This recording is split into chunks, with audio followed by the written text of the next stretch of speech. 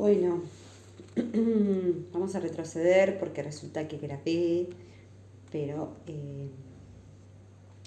me mandé alguna cagada con el sonido y no grabo bien.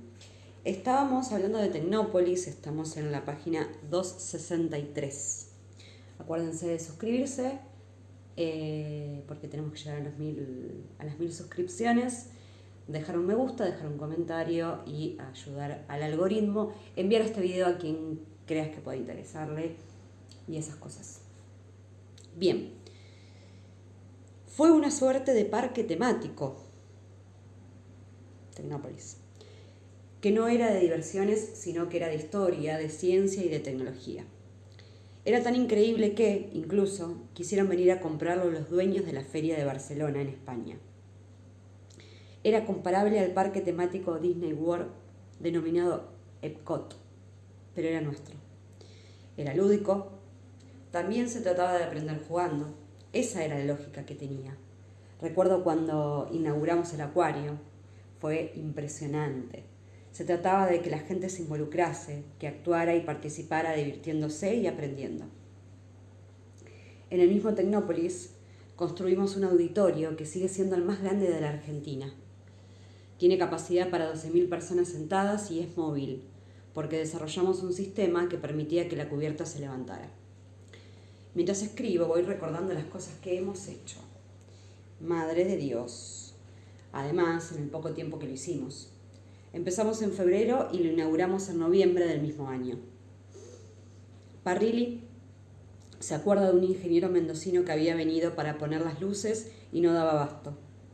Hubo una mística muy increíble entre toda la gente que trabajó ahí. Participaron muchas cooperativas. Había centenares de chicos que cuidaban el espacio y que hacían las visitas guiadas.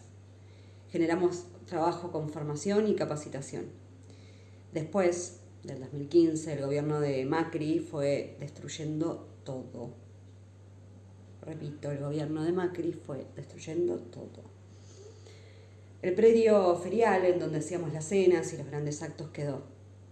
Nosotros lo alquilamos. Una vez a la huía y, si mal no recuerdo, también hicieron exhibiciones Mercedes-Benz y otras empresas automotrices.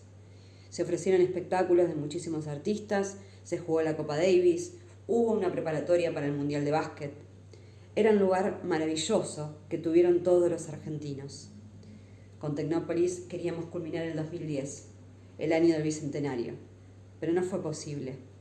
Ese fue un año de infinita felicidad, pero al mismo tiempo de infinito dolor para mí. Pero así era la vida y Tecnópolis era además de una conmemoración. De nuevo.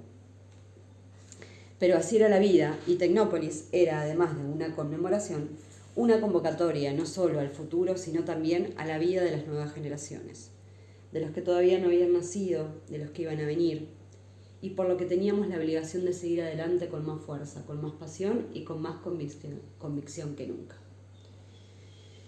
Después del Bicentenario, Néstor sintió que habíamos ganado la batalla cultural. Me lo dijo. Pobre, no se dio cuenta que todavía faltaba mucho para eso. Él estaba exultante. A lo mejor lo vio y se imaginó que después de eso iba a haber para siempre una activa participación popular. Y piensa que a lo mejor tenía razón. Habíamos ganado la batalla cultural en ese Bicentenario. Pero la pérdida de él inmediatamente después, en octubre, nos privó de lo que éramos. Siempre sentimos que éramos uno solo, pero en verdad éramos dos personas separadas, con características propias y muy definidas cada una, que sin embargo se complementaban de una manera casi perfecta. Después, tal vez a mí, me faltó todo lo que me aportaba él, y eso no me permitió ver ciertas cosas en la construcción política. Al día siguiente de los festejos del Bicentenario vino a almorzar a la residencia Máximo, que había viajado para no perderse el evento. Recuerdo que Néstor le dijo, le ganamos la batalla cultural y el 25 de mayo. Es que la historiografía liberal se había apoderado del 25 de mayo, algo que me parecía muy injusto. Yo amo el 25 de mayo, no descarto que posiblemente tenga que ver con ese amor villiquen y mis recuerdos de los actos del colegio, pero siempre he sentido que ese día nació la patria y en el Bicentenario sentí que estaba siendo parte de la historia. Considero que eso tiene que ver con lo que uno cree, con la cultura, con la épica. Néstor también sentía esa especie de compromiso con la historia y la necesidad de la trascendencia. Cada cosa que hacía me decía, esto es para la historia. Para la historia sintió que era el pago del FMI, la reestructuración de la deuda, cuando bajó el famoso cuadro de Videla. Para la historia también sintió que fue la recuperación de la ex ESMA. Él tenía un claro plan en la cabeza y sentía que trabajaba para cambiar la historia de un país, el suyo, que había frustrado a tantas generaciones. Sentía que había llegado hasta ese lugar para hacer determinadas cosas. En cambio, yo nunca me sentí tan predestinada. En todo caso, lo veía casi como una obligación. Sentía la obligación de hacer determinadas cosas y la responsabilidad histórica de cumplirlas. Es muy difícil pensar que la muerte de una persona pueda truncar un proceso histórico. Pero no sé, con todo lo que estamos viviendo en estos días en que escribo este libro, a veces lo pienso. Uno siempre se pregunta qué hubiera sido el 55 con Evita viva, o cómo estaría Latinoamérica si Chávez o Néstor aún estuvieran, o qué hubiese pasado si Fidel no hubiese sido Fidel, o De Gaulle, Churchill o Roosevelt no hubieran estado en el momento que estuvieron de la historia de esos países. Siempre me pregunto por qué Néstor no lo vio. Él veía la perspectiva histórica. Él decía que habíamos ganado la batalla cultural porque habíamos validado, con millones de personas en la calle, una mirada sobre la historia. Porque eso fue el Bicentenario, una mirada sobre los 200 años de historia argentina. La patria grande y latinoamericana. Malvinas, los desaparecidos, el antiimperialismo, los partidos políticos, la industria nacional, los pueblos originarios, San Martín, la batalla de San Lorenzo.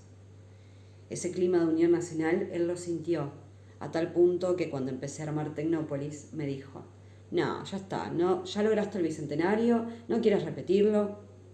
No, no es lo mismo, Tecnópolis es otra cosa, Néstor, le explicaba. No había caso. Él se había quedado con esa fotografía y no quería que nadie se la borrara porque le había parecido sencillamente perfecta.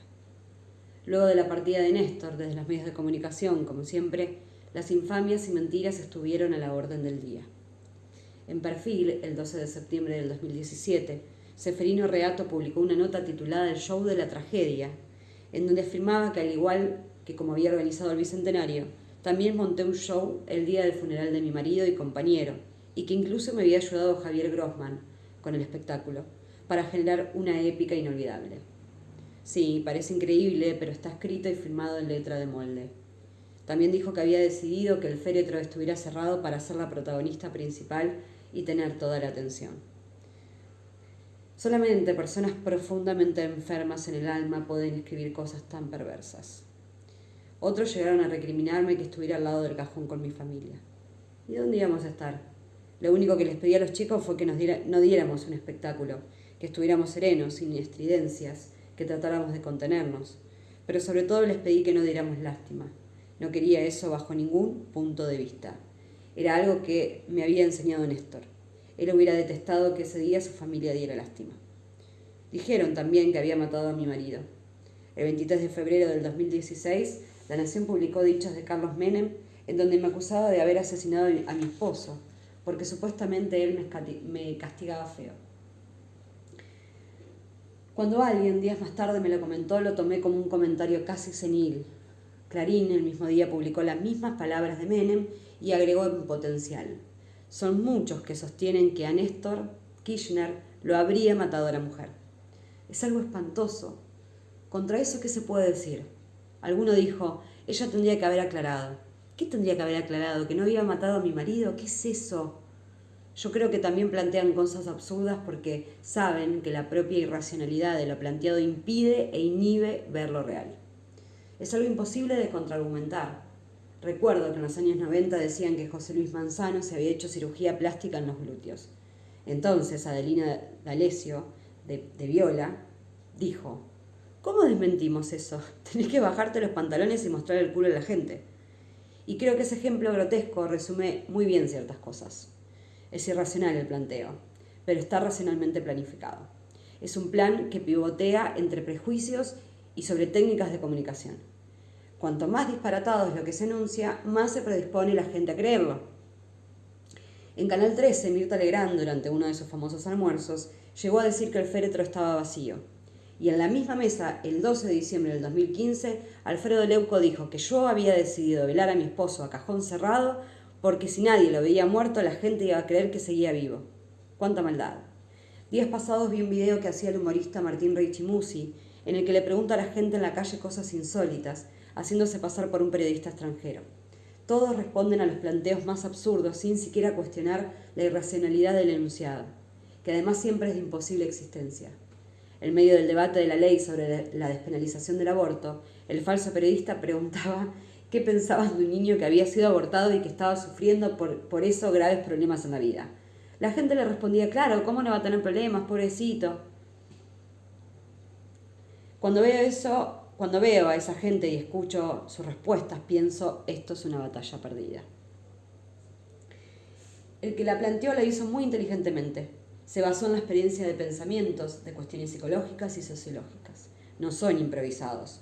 Pelear contra ese sentido común tan mediocre me valió el insulto y el escarnio de los opositores. No solo nuestras políticas económicas, sociales y culturales, como el Bicentenario y Tecnópolis, sino a mi persona. Para ellos soy la yegua, aunque me gustaría decirle a todos los argentinos y argentinas que no me ofende para nada ese apodo y que, además, no tengan miedo porque, después de todo, las yeguas somos herbívoras.